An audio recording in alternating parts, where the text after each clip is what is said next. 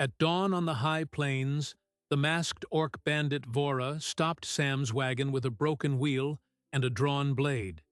He carried winter supplies for a dozen families, food enough to keep them alive for months. She scanned the cargo, ignored everything of value, and lifted a single wooden box. Nothing else. Then she rode away, leaving Sam with his wagon, his shame, and no explanation. By noon, a posse of slave hunters thundered into the valley, hunting that exact box. They didn't ask about the theft. They asked for the man marked in their books as the next disappearance. Sam had been scraping a life from these high plains for 3 years. Homesteader, widower, a man who believed hard work was its own protection. The stolen box wasn't his. It had been planted in his cargo by a trafficking ring that marked targets the way hunters mark game. A crate with a false bottom, a hidden sigil, a name in a ledger. To the slave hunters, that box was a warrant. To Vora, it was something else entirely. She hadn't robbed a wagon. She had disarmed a trap. And within hours, Sam would learn that the only person standing between him and a shallow grave in the wilderness was the masked orc bandit who had emptied his wagon at dawn, and who was now the most hunted outlaw on the frontier. Sam stood beside his wagon for a long time after the dust of her horse had settled. The morning sun was climbing, and with every degree it rose, the weight of what had happened sank deeper. He was a man who had lost things before, his wife to fever 2 winters past, his first crop to an early frost, his faith in the justice of the frontier when the land company had rewritten the terms of his deed. But this was different. This was a single box. A wooden crate no bigger than a bread chest, lifted from his wagon by a masked orc with the casual precision of someone who knew exactly what she was looking for and had no interest in anything else. The supplies that remained, the salted pork, the flour, the seed grain, the medicines, all of it intact. That only made it worse. If she had emptied his wagon, he could have told himself it was a random raid, the kind of predation the high plains were known for. But she had ignored the food, ignored the tools, ignored the small pouch of silver coins he had hidden under the bench, which he discovered untouched in exactly the same place he had left it. She had ridden away with nothing but a sealed crate that Sam had never seen before, that he had certainly not loaded, that he could not remember anyone placing among his cargo, and that he now realized he could not account for at all. By mid-morning, Sam had unloaded everything. Every sack, every barrel, every bundle. The crate was not among them, because it was already gone. But he found what it had left behind. A small brass pin wedged between 2 floorboards, etched with a symbol he did not recognize, a broken circle with 3 lines intersecting at the center. He held it in his palm, turning it over, feeling the particular coldness of a thing that was not his and had no business being in his wagon. The brass was clean. No dust, no wear. It had been placed there recently, deliberately, and by someone other than him. The nearest settlement was Coldwater Crossing, a trading post and way station where the wagon trail from the east met the Plains Road that led south into the territories. Sam had passed through Coldwater 2 days before, leaving his wagon in the common yard overnight while he argued with the factor over grain prices. Any number of people could have approached his cargo in the dark. Any number of hands could have lifted a loose canvas and slipped a crate among the legitimate freight.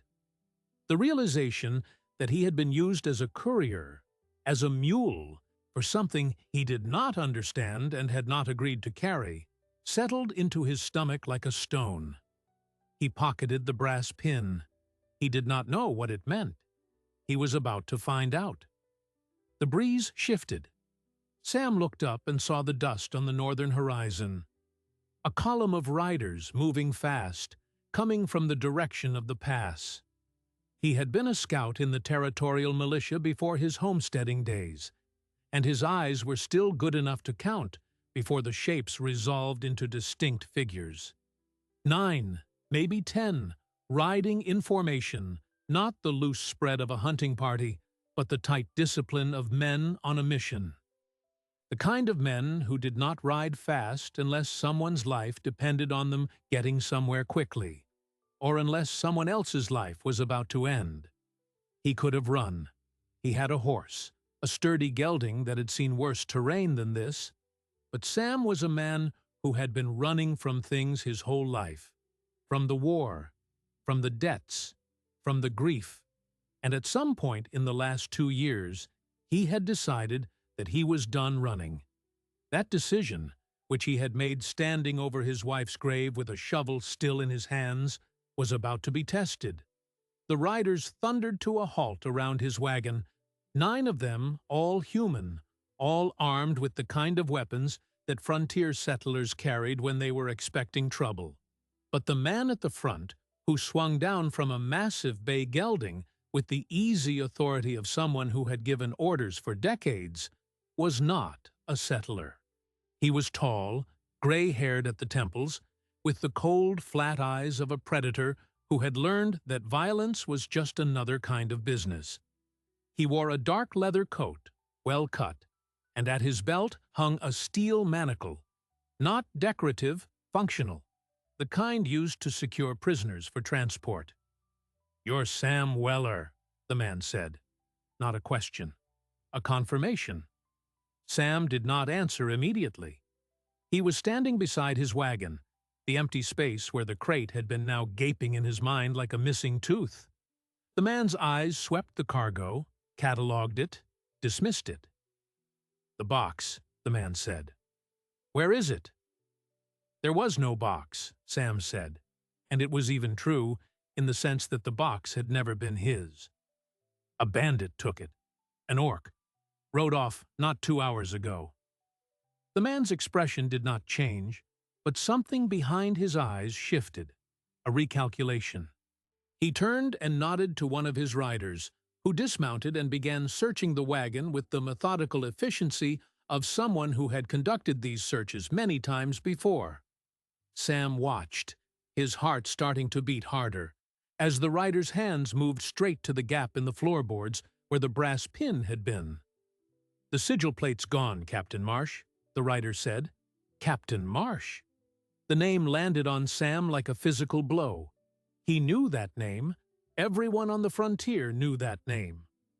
Captain Damian Marsh, commander of the Iron Road Retrieval Company, which was a polite name for what was essentially a licensed slave-hunting operation.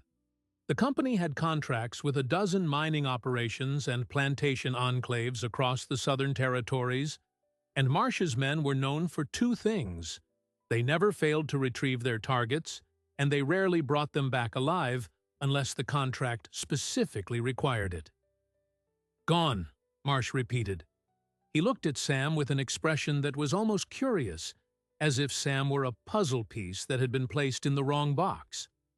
The box was marked with a tracking sigil, a plate set into the lid. That plate was registered to a specific shipment, and that shipment was tagged to a specific person. You, Samuel Weller, Homestead Deed number 472, registered at Coldwater Crossing 3 years ago. You were flagged for retrieval 2 weeks ago by an anonymous tip that identified you as a fugitive from the Thornfield labor settlement. He paused. "Do you know what happens to men who are flagged for retrieval?" Sam knew. Everyone knew. The Iron Road did not require proof. The accusation was the sentence. The retrieval was the punishment. The destination, a labor camp or a mine pit or a plantation field, was merely the implementation. The company operated under a legal framework that permitted private parties to reclaim escaped contractual laborers, a category so broadly defined that any man without the right papers could be snatched off the road and disappeared into the Southern Territories without trial, without appeal, without anyone ever knowing what happened to him. I'm not a fugitive, Sam said. I've never been to Thornfield. I've never signed a labor contract in my life. That's what they all say, Marsh said. He was not interested. He had heard this before, 100 times, from 100 men who were about to be loaded into a cage wagon and transported south. The truth was irrelevant. The system worked on documentation, and the documentation said Sam Weller was property. The fact that someone had planted a marked crate among his cargo, the fact that the sigil plate was now gone, carried off by an Orc Bandit, was merely an inconvenience. The retrieval would proceed. It always did. But then something happened that Marsh had not anticipated. One of his riders, a young man with a scar across his forehead, spoke up. "Captain, if the box is gone, we don't have the physical marker. The contract requires the sigil plate as evidence of identification. Without it, the retrieval authority is conditional. We'd need to confirm identity through secondary means, which means we'd have to take him back to the settlement for verification, and if the bandit has the box, the plate could show up somewhere else and compromise the entire operation." Marsh turned slowly to look at the rider. It was the kind of look that made men very quiet, very quickly. But the rider held his ground. "You're suggesting we let him go," Marsh said. "I'm suggesting we handle this correctly. If the client gets nervous, we lose the contract. And the only person who can link this man to the shipment is that orc, who's probably already halfway to the Badlands by now. We can track her, retrieve the plate, and then finish the retrieval properly. Or we can gamble that the verification office won't notice a missing marker, which is a gamble that has cost us before." Marsh considered this. Sam could see the machinery turning behind those cold eyes, weighing risk against expediency, profit against procedure. The Iron Road operated on efficiency, but it also operated on certainty. A retrieval that generated questions was worse than a retrieval that took a few extra days. Then Marsh smiled. It was not a reassuring expression. "No," he said. "We're not letting him go. We're taking him now. The box is gone, but we have the original tip documentation. The wagon is his. The marker residue is in the floorboards, and if anyone asks, we found the plate among his possessions. The orc doesn't exist. No one is going to believe a homesteader who claims a masked bandit robbed him of a single crate and left everything else. That's a ridiculous story. And ridiculous stories are what guilty men tell." Sam opened his mouth to protest, but Marsh had already turned away. Two riders dismounted and approached him with the steel manacles. Sam did not run. He was not a fighter, not against 9 armed men. But as the cold metal closed around his wrists, he looked toward the distant ridge where the bandit had disappeared. And for the first time since the sun had risen, he understood something that changed everything. The orc had taken the box on purpose. She had known what it was. She had left the food because she wasn't hungry. She had left the silver because she wasn't a thief. She was something else entirely. And the only reason Sam was alive right now, the only reason he wasn't already in a cage wagon headed south, was that she had taken the one piece of evidence that would have condemned him instantly. He was standing in the middle of the high plains, surrounded by men who intended to disappear him, with no allies, no witnesses, and no hope. But he wasn't quite dead yet. And somewhere out there, beyond the ridge, the masked orc who had robbed him at dawn was still riding. The question that Sam did not yet know to ask, the question that would define the next 12 hours of his life, was whether she was riding away, or whether she was coming back. Marsh's men moved with the efficiency of a well-rehearsed crew. Within minutes, they had Sam's hands bound behind his back, and a rope lead hitched to his horse's saddle, connecting him to the animal like cargo. They didn't search the wagon again. They had already found what they needed. The residue of the sigil plate, the brass pin that Sam had pocketed, which one of the riders now pulled from his coat with a grunt of triumph. "Looks like he kept a souvenir," the rider said, handing the pin to Marsh. Marsh turned it in the light, studied the broken circle symbol, and tucked it into his own pocket. "Evidence," he said. "Good enough." Sam was not a violent man, but as the rope tightened around his wrists, he felt something colder than anger settle into his chest.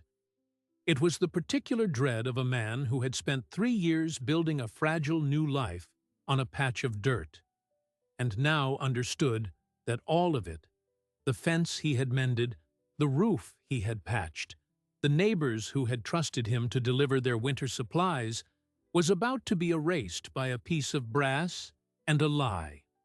They didn't ride toward Coldwater Crossing, where there might be witnesses. Instead, Marsh turned the column south toward a dry creek bed that cut through the plains like an old scar. The route was deliberate. It avoided the main trail, kept them out of sight of any passing travelers, and led to a place Marsh knew well, a shallow canyon about 6 miles from the wagon, where the iron road had stashed supplies for this very purpose. A retrieval wasn't supposed to be public. It was supposed to be clean, quiet, and final. As they rode, the scar-faced young rider, Harkness, dropped back to ride alongside Sam. He kept his voice low. "You should know something," he said. "The captain doesn't like loose ends. If we don't find that box, he's going to make sure you never testify to anything. The original contract wanted you alive for the labor camp, but once he fakes the evidence, it's easier if the retrieval ends in a resistance incident. You understand what that means?" Sam understood. It meant a shallow grave in the Badlands and a report filed in some distant office that would never be checked. "Why are you telling me this?" Sam asked. Harkness didn't answer. His eyes flicked toward the captain's back, and Sam thought he saw something unexpected in the young man's face. Not guilt, exactly, but a kind of quiet resentment. The resentment of a man who had signed up for bounty work and had slowly realized he was participating in something much darker. They reached the canyon as the sun was beginning its slow downward arc toward late afternoon. The canyon walls rose about 40 feet, sandstone and scrub, with a narrow mouth that widened into a natural corral. Marsh's men had been here before. There were charred circles from old fires, discarded iron stakes, and the remnants of a portable cage that had probably been used to hold previous retrievals. Sam's stomach turned over. He saw the blood on the rocks near the cage frame. Old blood, but not old enough. Marsh dismounted and directed 2 men to secure Sam to an iron stake driven deep into the canyon wall. "We'll rest here and wait for the scouts," he announced. "The orc can't have gone far, not carrying a box.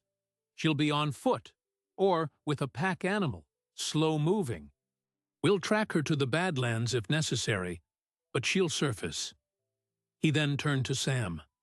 "And you're going to help us find her." "I don't know where she went," Sam said. "She took my box and vanished. I know nothing about her." "You know the box," Marsh said, stepping closer. "You know what was in it, because you were part of the operation. That's the only way it ended up on your wagon. You're a runner for the Thornfield Network, moving marked cargo across the frontier. The box was your ticket, and the orc is your rival. Tell me where she hides, and maybe I'll make your death quick." Sam's mind was racing. Thornfield Network. He had heard whispers of it, a shadow organization that trafficked not just goods, but people, using a system of coded cargo crates to signal targets for retrieval. The sigil he had seen on the brass pin, a broken circle, 3 intersecting lines. Now, hearing Marsh speak its name, the pieces began to lock together. The box hadn't been planted by a random enemy. It had been planted by the network itself, marking him for collection. But why him? He was nobody. A widower with a small plot and no debts. Unless the network had a different reason, unless someone had sold him out for a reason he could not yet see. Harkness, who had been listening, walked over to a pile of gear that Marsh's men had unloaded and began sorting through it. He pulled out a battered leather folder, the kind that couriers used, and flipped through its contents while Marsh was focused on Sam. Sam watched as Harkness's expression tightened. He glanced at Sam, then quickly hid the folder inside his coat. Something was in there that Harkness didn't want Marsh to know he had found. The captain continued his interrogation, but Sam gave him nothing, because he had nothing to give. After a while, Marsh grew bored. "We'll wait for the trackers," he said, and walked away to confer with his other men. Sam was left alone with Harkness as the sun continued its descent. The canyon walls cast long shadows, and the air began to cool. Sam was thirsty, bound, and exhausted. But his mind was working. He looked at Harkness. "What did you find in that folder?" he asked quietly. Harkness hesitated. Then, without meeting Sam's eyes, he murmured, "A list. The box wasn't just a marker for you. It was a dead drop for the entire season's retrievals. Names, dates, locations. A dozen homesteaders flagged for disappearance. The crate was the courier's handover point. Someone was supposed to pick it up at Coldwater Crossing and deliver it to the retrieval captains. The Orc Bandit intercepted it before the handoff could happen. The pivot landed like a physical blow. Vora hadn't just saved Sam. She had stolen the master manifest of the trafficking network's entire winter operation. By riding off with that crate, she had put a stop to a dozen planned abductions. She was not a thief. She was a saboteur operating in the heart of the frontier's most ruthless human trafficking ring. But that also meant Marsh was now desperate. If the list got out, if the box and its contents were delivered to any authority with the power to act, the Iron Road Retrieval Company would be exposed, their contracts would be voided, and the men who funded the network would be hunted down. Marsh's entire livelihood, and likely his life, depended on retrieving not just Sam, but the box itself, intact, with no copies made. Sam suddenly understood that the reason Marsh hadn't killed him immediately wasn't just about procedure. It was because Marsh believed Sam knew how to find the orc. And Marsh was right, not because Sam had any special knowledge, but because the orc had chosen to take the box and leave Sam alive. That was not a coincidence. That was a message. She had left him as bait. And now, as he sat bound to a stake in the canyon, Sam realized the second part of that message. She was going to come back for Marsh. The camp settled into an uneasy dusk. The trackers had not returned, which meant Vora's trail was either expertly hidden or led into terrain too difficult to follow in the dark. Marsh grew irritable. The canyon walls seemed to press in. Sam watched the shadows and waited. Then, just before the last light bled from the sky, a sound reached them from the canyon rim. A single, sharp whistle. Not a bird, not the wind. It was the kind of whistle that border scouts used. A coded signal that meant, "I see you." Marsh froze. His men grabbed their weapons. The whistle had come from directly above them, where the canyon wall was steepest, the rim invisible in the twilight. A second whistle answered from the canyon mouth, then a third from the far end. They were surrounded. Sam felt a strange, terrifying hope. She was back. She was here. And she had not come alone. Marsh shouted orders. Men scrambled for cover behind rocks, drawing their blades. The captain himself drew a heavy pistol from his belt, a rare weapon on the frontier. Expensive, deadly. He leveled it at Sam. "If you take one step, I'll put a hole in your chest," he said.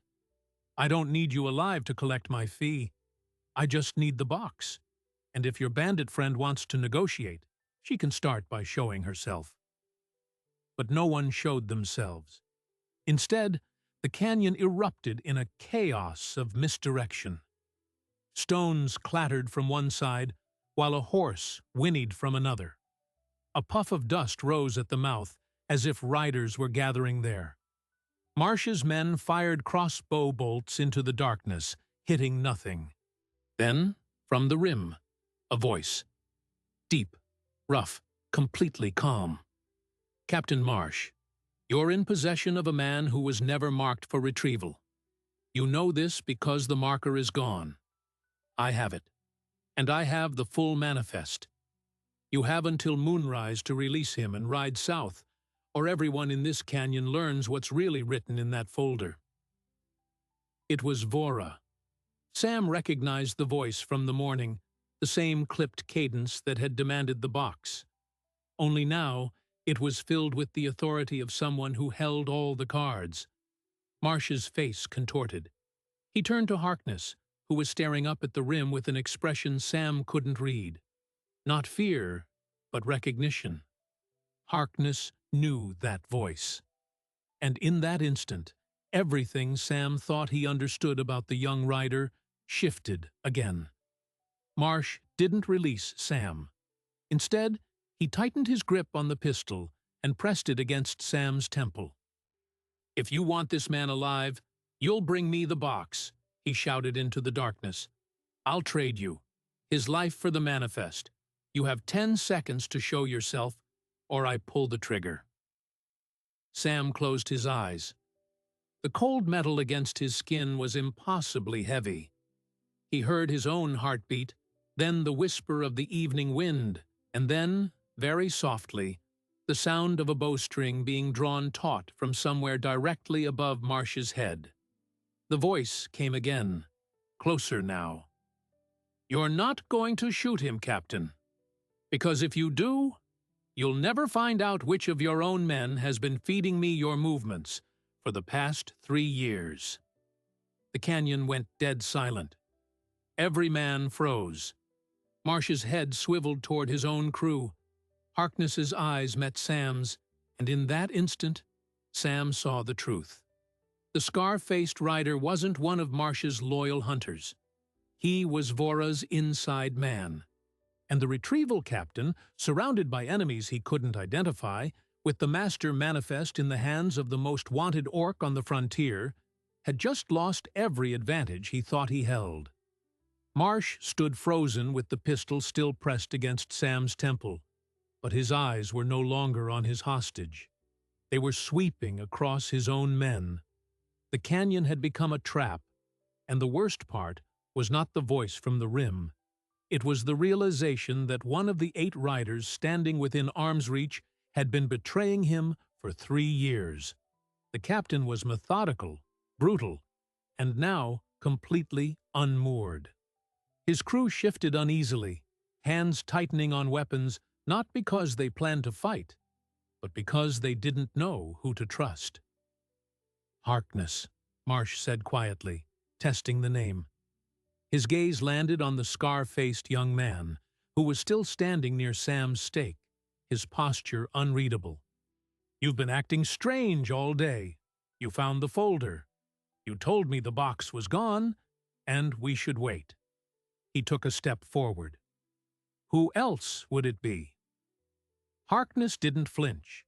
He looked up at the rim, then back at Marsh, and said, "I'm not the only one here with reasons to hate you, Captain. You think I'm the only man on this crew who's ever watched you murder a homesteader and claim resistance? You think I'm the only one who's buried the bodies you told us were fugitives, and then gone back to camp and seen you count the coin?" Marsh's face twisted with fury. He swung his pistol away from Sam and aimed it at Harkness. "You're confessing." "I'm stating a fact," Harkness said. "Kill me, and you'll never know how deep this goes. The manifest in that box isn't just a list of names. It's a ledger of every payoff, every corrupt marshal, every territorial official on the network's payroll. If that box reaches the high court, more people than you will swing. And you think I'm the only one who knows that? He gestured broadly. Ask anyone here if they'd stand with you when the truth comes out. One of the other riders, a grizzled man named Talon, shifted. He's got a point, Talon muttered. I didn't sign up to hang for your contracts, Marsh. Marsh's calm shattered. He fired the pistol, not at Harkness, but into the ground near Talon's feet. The report echoed through the canyon like a thunderclap. Shut your mouth! Everyone stay where you are. We're getting out of here with the hostage, and we'll find the orc if I have to burn this canyon to ash. Before anyone could react, a rope dropped from the rim, and a figure descended with terrifying speed. Vora landed in the center of the camp, boots hitting the sand with a solid thud. She was tall, her tusks glinting in the firelight, the mask now pushed up to reveal a face marked with ritual scars across her cheekbones. Her eyes were dark and assessing, and in one hand she held a loaded crossbow. In the other, she held the crate. She placed the crate at her feet and leveled the crossbow at Marsh. You wanted to trade, she said. I'm here. Release the colonist, and I'll hand over the box. Sam stared at her, his heart hammering. Up close, she was even more formidable than he remembered. The box sat in the dust, its lid still sealed, the broken circle sigil visible. Marsh took a step toward it, but Vora shook her head. Not until the man is untied. Marsh laughed. It was a desperate, harsh sound. You think I'm stupid? As soon as he's free, you'll put that bolt through my heart. I might anyway, Vora said, but I always give a choice. You can die here with your secrets, or you can ride south with your life and the box. I'm not interested in you, Marsh. I'm interested in the network. You're just their fetch dog. Give me the colonist, and I'll let you go. Sam could hardly believe what he was hearing. She was willing to bargain with the box, the very thing she had stolen, the evidence that could bring down the entire trafficking ring, to save his life. He opened his mouth to protest, but Vora silenced him with a glance. The message in her eyes was clear. Trust me. Marsh considered the offer. Then, without warning, he swung his pistol back toward Sam. No deal. If I can't have the manifest, I'll make sure you regret it. I'm going to kill him, and then I'm going to kill you, and then I'll burn the box and the canyon together. He began to pull the trigger. Harkness lunged. He threw himself at Marsh's arm, deflecting the shot. The bullet went wild, ricocheting off the canyon wall. Marsh whirled and struck Harkness across the face with the pistol barrel, sending him sprawling. But in that moment, Vora fired her crossbow. The bolt hit Marsh in the shoulder, not a killing shot, but enough to make him drop the pistol and stagger back. She kicked the pistol away and stood over him. The crew had barely moved. Talon and two others had drawn their weapons, but they were pointing them at the ground, not at Vora. Harkness pushed himself up, blood streaming from his nose. "Secure him," Vora ordered, and Talon nodded, moving to pin Marsh to the dirt. Sam was still bound. Vora drew a knife and cut his ropes with a single clean motion. "Get up. We need to move. More riders are coming." Marsh lit a signal fire before we engaged. "The main retrieval force is an hour behind us." Sam's relief evaporated. "How many?" "Enough that we can't fight them here." She grabbed the crate. "The manifest must reach the Territorial High Court in Stonegate. Without it, the network will simply replace Marsh and continue. This is bigger than one corrupt captain." Harkness staggered over, clutching his jaw. "She's right. The payoffs go all the way to the Governor's Council. There are names in that box that could trigger a war if they're exposed." Sam looked at the wounded Marsh, who was now snarling but subdued. He looked at Harkness, the inside man who had risked everything. He looked at Vora, the Orc Bandit who had robbed him at dawn and now fought to save his life. None of it made sense. "Why?" he managed. "Why do you care about a homesteader you don't know? Why all this for me?" Vora's eyes flickered with something old and painful. "I don't save individuals, farmer. I save the people the network marks. You were marked because your wife's death wasn't an accident. She was investigating the disappearances when she was killed. Her notes were buried with her, but the network found out. You were the loose end."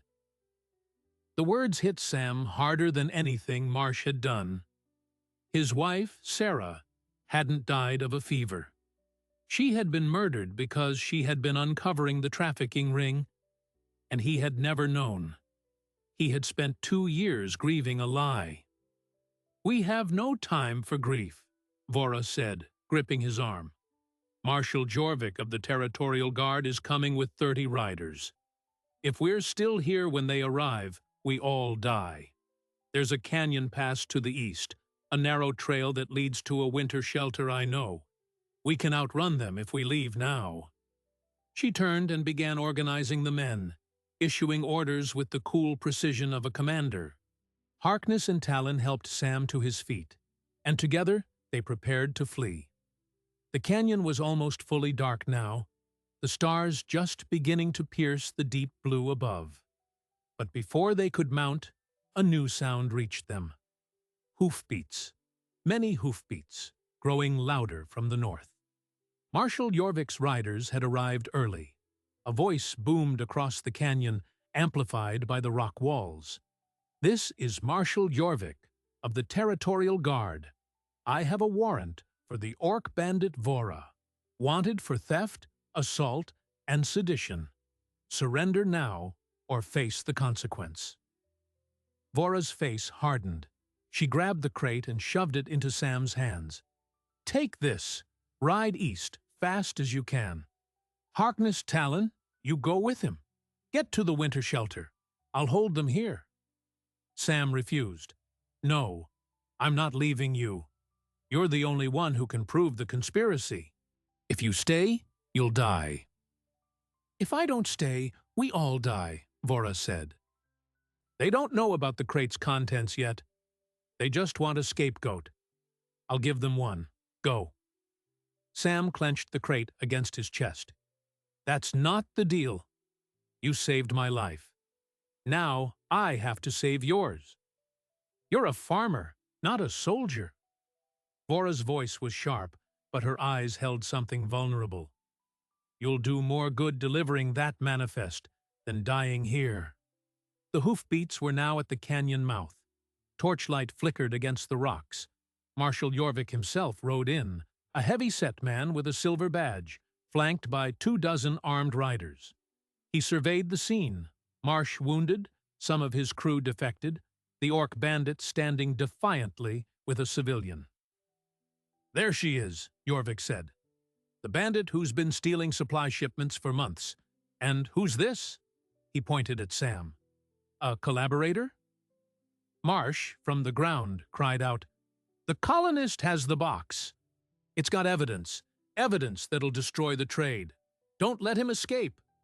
Jorvik's eyes narrowed. "Evidence? What sort of evidence?" "He's lying," Vora said quickly. "He's a slaver trying to save his skin. I stole his shipment of stolen goods. That's the box. I'll hand it over if you let the colonist go. He's an innocent victim." Jorvik dismounted slowly. Sam could see the gears turning in the marshal's head. The marshal was supposed to be the law. But if the box really contained evidence against high officials, then Jorvik might be complicit. Sam now understood the terrible truth. The marshal was part of the network. His arrival wasn't a rescue. It was a retrieval in uniform. Vora saw it too. She stepped protectively in front of Sam. "You're not going to let him live either way, are you?" Jorvik smiled coldly. "You're clever for an orc." Hand over the box, and I'll give you a quick death. And if I don't? Then I'll take it from your bodies and make sure every homesteader in this valley is marked for disappearance. No one will be left to mourn either of you." Sam felt his grip on the crate tighten. He was trapped between a corrupted marshal and a canyon wall. Harkness and Talon were outnumbered 20-1. Vora was a formidable fighter, but even she couldn't defeat 24 men. The sun had fully set, and the only light came from the marshal's torches, making the shadows dance like specters. Then Vora did something unexpected. She laughed, a low, rough sound full of something that wasn't humor, but certainty.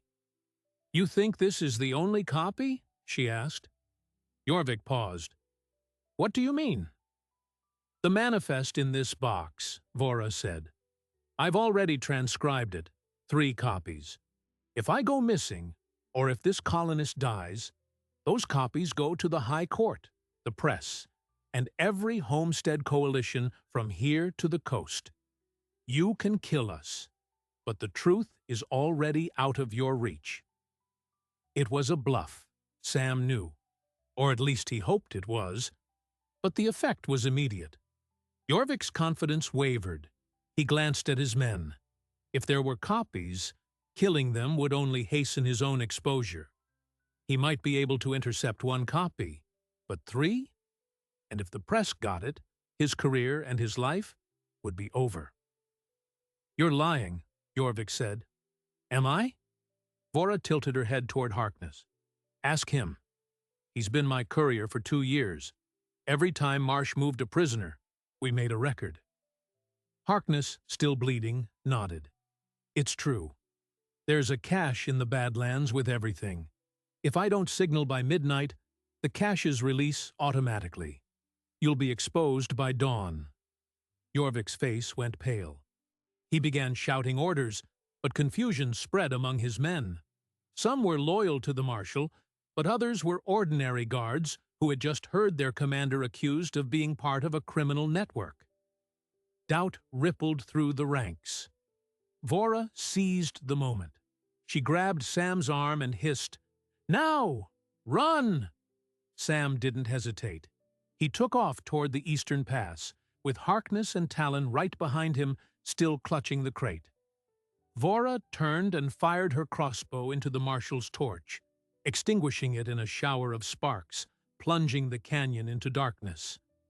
She then moved not toward the pass, but directly at Jorvik, a single figure against a wall of riders, buying them time. Sam reached the narrow trail and looked back.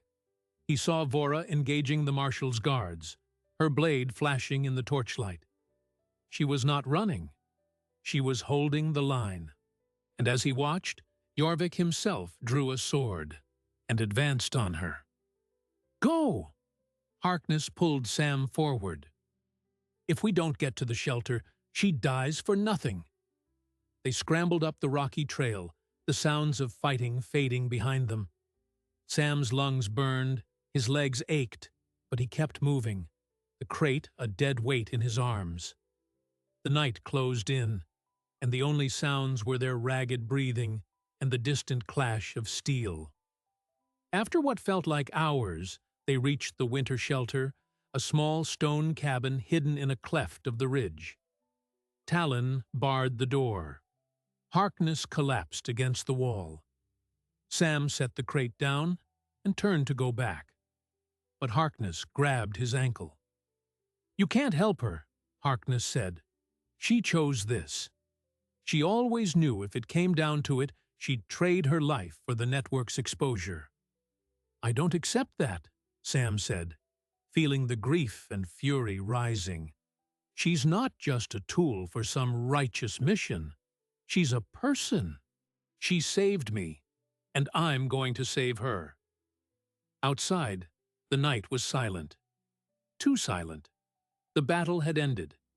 Sam feared the worst. He pushed open the door, and in the distance, he could see torchlight moving back toward the canyon mouth. The marshal's force was withdrawing, but there was no sign of Vora. Then a figure emerged from the shadows of the trail, limping, her armor battered, but alive. Vora.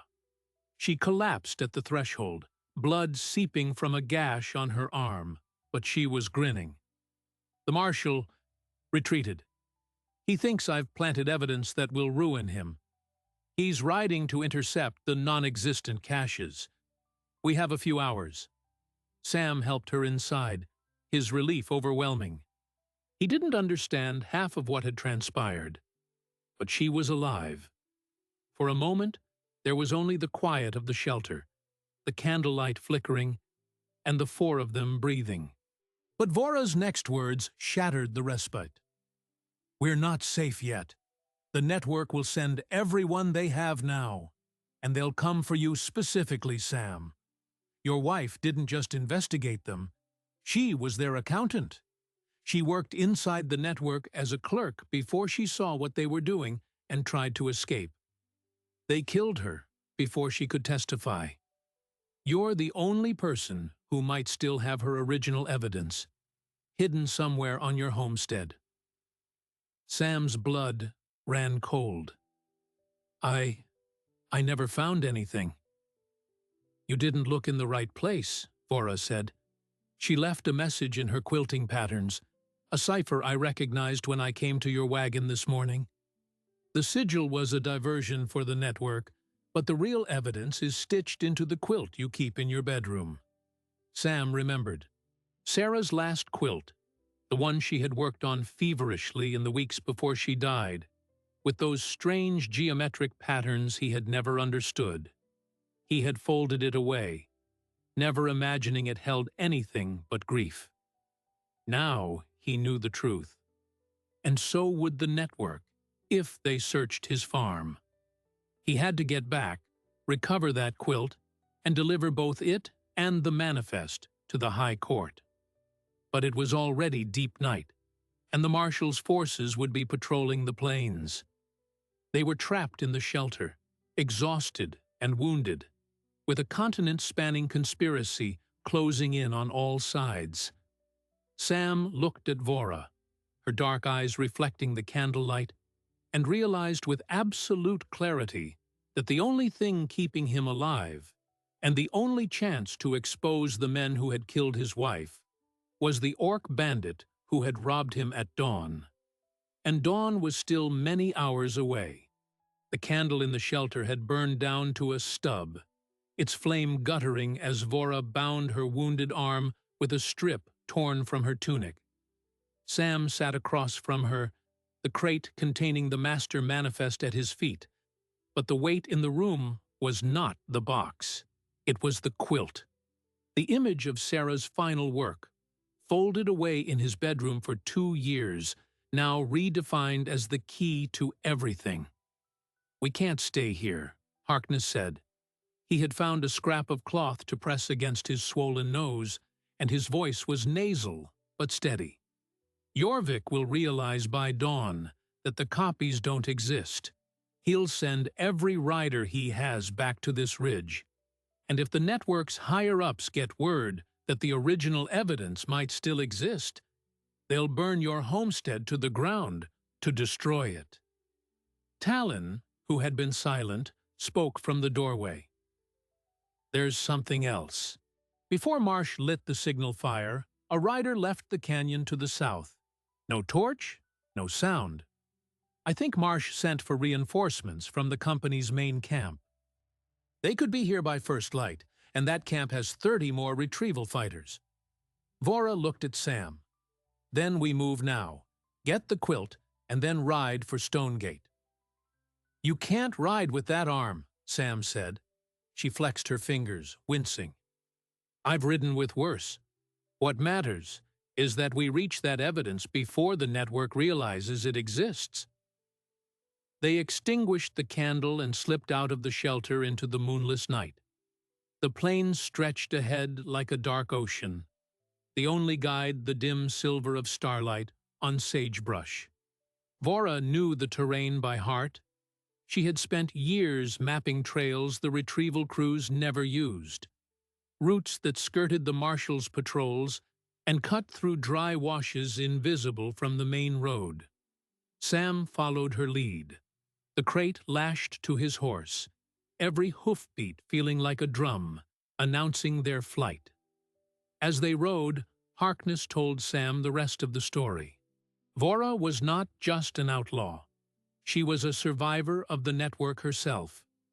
15 years earlier, when she was barely more than a child, a similar retrieval crew had come to her family's steading in the Badlands. They had taken her parents and her younger brother, selling them south into the mines. Vora had escaped by hiding in a water cistern for 2 days, listening to the sounds of her family being dragged away. She had been alone ever since, and in the years that followed, she had taught herself to read manifests, track slavers, and intercept shipments before they reached their destinations. She had been doing this for over a decade, always masked, never staying in one place. The box she had taken from Sam's wagon was the 16th marked crate she had intercepted, but the first one that contained a master manifest rather than a single target. When she saw the list, she knew it was the break she had been hoping for, a chance to expose the entire network, not just one retrieval at a time. "And my wife?" Sam asked. Harkness hesitated. She was one of the few inside people who tried to leak information. She got work as a ledger clerk for the company, thinking she could document the disappearances and send them to a homesteaders coalition. But the network found out. They killed her and made it look like a fever. They didn't know she'd hidden a complete copy of the ledgers in her quilt. Vora only suspected, after she saw you today, your farm matched the description of a dead whistleblower's husband. She took the box to save you, but also because she guessed you might still have the evidence. Sam felt the grief shift inside him, from a dull ache to a sharp, focused purpose. Sarah had not died passively. She had fought, and her fight was still unfinished. He gripped the reins and urged his horse forward. They reached the outskirts of Sam's homestead just before the false dawn, when the sky was at its darkest. The small timber house stood as he had left it, but something was wrong. A single lamp burned in the window of the main room. Sam dismounted, his heart hammering. "Someone's inside," he whispered. Vora drew her blade with her good hand. "Stay behind me." They approached through the yard, using the broken fence for cover. The door was ajar, and inside they heard the rustling of papers. Peering through the window, Sam saw Marshal Jorvik himself, accompanied by 2 guards tearing apart his house, searching. They had already found the bedroom, and by the time Sam's group arrived, one guard was holding the quilt spread open, trying to decipher the patterns. Jorvik saw it immediately. "Take that with us. Burn the rest."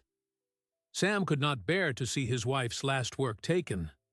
He moved before Vora could stop him. He kicked the door open and charged in, unarmed but driven by pure fury. "Put that down!" Jorvik turned, surprised, but then smiled. "There you are, colonist. I was beginning to think the orc had killed you." He gestured to the guards. "Seize him." But Vora was already through the door, blade first. She engaged the 2 guards while Sam lunged for the quilt. Jorvik tried to draw his pistol, but Harkness, who had circled around to the back, came through the rear entrance and knocked the marshal's arm aside. The pistol discharged into the ceiling, and then Talon was there too, wrestling Jorvik to the floor. In the chaos, Sam snatched the quilt and held it against his chest. The geometric patterns, which he had once thought were just decoration, now revealed themselves as coded ciphers under the dim lantern light. Sarah had woven the truth into every thread. The fight was brief. Vora disarmed the guards with surgical precision, her wounds notwithstanding, and soon Jorvik and his men were bound with their own belts. The marshal's face was a mask of rage and disbelief. You'll never reach Stonegate. The company has your trail. Even if you kill me, they'll hunt you forever." "We're not going to kill you," Vora said, catching her breath. "You're going to confess." Jorvik laughed. "I'll confess nothing." "You don't have to." Vora pulled from her pocket a small folded document. "I wasn't bluffing about copies. I made one copy of the manifest while we were in the shelter, using the candlelight. I've already dispatched it with a rider I trust, someone who wasn't at the canyon. That copy is halfway to Stonegate by now. But the quilt is better. It contains the original ledgers from before the network destroyed their records. When the High Court sees what your operation has been doing for years, they won't need your confession." Jorvik paled. The bravado bled out of him. He knew that the combination of the manifest and Sarah's quilt would not just end his career. It would topple the entire network of corrupt officials, merchants, and plantation owners who had built their wealth on forced labor. As dawn began to touch the horizon, a sound of hoofbeats approached from the east. Everyone tensed, but it was not the company's reinforcements. It was a contingent of Homesteader Coalition riders, led by a woman named Marta Wren, the leader of the Frontier Watch network that Sarah had once contacted. Harkness had managed to get a message to them before the canyon confrontation, using one of the network's own signal relays. Marta and her fighters had been tracking the retrieval crews for weeks, and when they intercepted the news of the box, they rode straight for Sam's homestead. Marta dismounted and surveyed the scene. A bound marshal, a wounded orc, a colonist holding a quilt. "It seems we arrived just in time," she said. She looked at the quilt Sam was holding. "Sarah's work." "Yes," Sam said, his voice breaking. "She finished it the night before she died." "Then we'll make sure it's seen." Marta ordered her riders to secure the prisoners and to prepare an escort for the evidence. The company's reinforcements, she said, would not dare attack a Homestead Coalition convoy, especially once they knew the marshal was already in custody. The balance of power on the frontier was about to shift. Sam, Vora, Harkness, and Talon stood in the yard as the sun rose fully over the high plains. The ordeal was over. The network would be dismantled. The names in the manifest, captains, marshals, merchants, even a territorial governor, would be published. The Iron Road Retrieval Company would be dissolved by court order. The survivors of its retrieval operations would have their stories heard. And Sarah's name would be remembered not as a victim of a fever, but as a hero who gave her life to expose a monstrous crime. But as the homesteaders began to organize the caravan to Stonegate, Sam noticed Vora standing apart, sheathing her blade and adjusting her mask. She was preparing to leave. He walked over to her. "You're not coming with us?" "My work here is done," she said. "The network is broken. You have the evidence. You don't need a bandit anymore." Sam looked at her, the ritual scars, the tired eyes, the bloodied tunic. "You saved my life. You saved so many lives. You can't just ride off into the wilderness again." "It's what I do," Vora said, but her voice was softer now. "I've been a ghost for 15 years. I don't know how to be anything else." "Then learn." Sam stepped closer. "Stay. Help rebuild. There's going to be a reckoning across the territories, and we'll need people who know how to protect the vulnerable. You don't have to be alone anymore." For a long moment, she said nothing. The wind moved through the dry grass. Then she reached up and, very slowly, removed her mask. Without it, her face was open, the tusks and scars framing an expression that was caught between a lifetime of solitude and the terrifying possibility of belonging. "Your wife," she said. "She would have wanted you to keep that quilt safe. You've done that. Now, Let me guard the living." "Stay and do it here," Sam said. "I'm not asking you to stop fighting. I'm asking you to stop running." Harkness, Talon, and even Marta watched from a distance, giving them space. The morning light was full now, the golden hour when the plains seemed to stretch forever, and the shadows shrank to nothing. Vora looked at the homestead, at the broken fence, at the man in front of her who had gone from victim to ally in a single day. She took a breath. "I'll ride to Stonegate with the convoy. After that, we'll see." It was not a promise, but it was enough. Sam nodded. He folded the quilt carefully and placed it in a saddlebag for the journey. As the convoy formed up, riders, prisoners, evidence, Sam mounted his horse and took his place beside Vora, not as a prisoner or a client, but as an equal. They rode together toward the road that led east, toward the High Court, toward justice, and toward whatever future the High Plains still held. And, as the homesteader's banner caught the wind, Sam knew that the dawn which had begun with an Orc Bandit robbing his wagon had ended with him riding beside her, no longer begging her not to leave, because she had already chosen to stay. In the months that followed, the manifest and Sarah's quilt were presented before the Territorial High Court in Stonegate. The trial lasted 6 weeks. By its end, 3 governors, 12 marshals, and the entire command structure of the Iron Road Retrieval Company had been convicted of conspiracy, kidnapping, and murder. The network that had preyed on the frontier for over a decade was broken, its records burned and its survivors freed. But the cost had been immense. Hundreds of families had been shattered, countless names erased from memory. The frontier had learned a hard truth. The law that was meant to protect had been the very weapon used to oppress.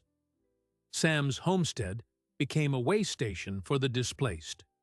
With help from Harkness, Talon, and Marta's coalition, he turned his land into a sanctuary where former captives could rebuild. The fence that once leaned against gravity was mended with new timber, and the empty fields were planted not just with grain, but with hope. Losing Sarah had carved an emptiness, but honoring her sacrifice gave it shape. Her quilt was framed behind glass in the Stonegate courthouse, a permanent exhibit to remind future generations of what a silent accountant did with thread and cipher and a quiet, unshakable courage. Vora stayed, not as a bandit, not as a masked ghost, but as a protector. She trained the coalition riders in the tracking methods she had perfected, taught them how to spot a marked crate, how to intercept a retrieval before it turned into a disappearance. Slowly, the mask became a symbol not of fear, but of vigilance. She never fully shed her solitude. Some wounds take a lifetime to close, but she found a place at Sam's table, and in time, a kinship that neither of them had words for. The orphan who hid in a cistern had become a guardian for others, and the widower who lost everything had built something new from the ashes. The story of the Orc Bandit and the stolen box spread across the territories. It became a song sung in frontier taverns, a legend whispered around campfires. But Sam knew the truth beneath the legend. It was not about a single dramatic day. It was about the slow, grinding work of justice, the courage to hold evidence when holding it meant death, the strange alliances that bloom in the soil of shared struggle.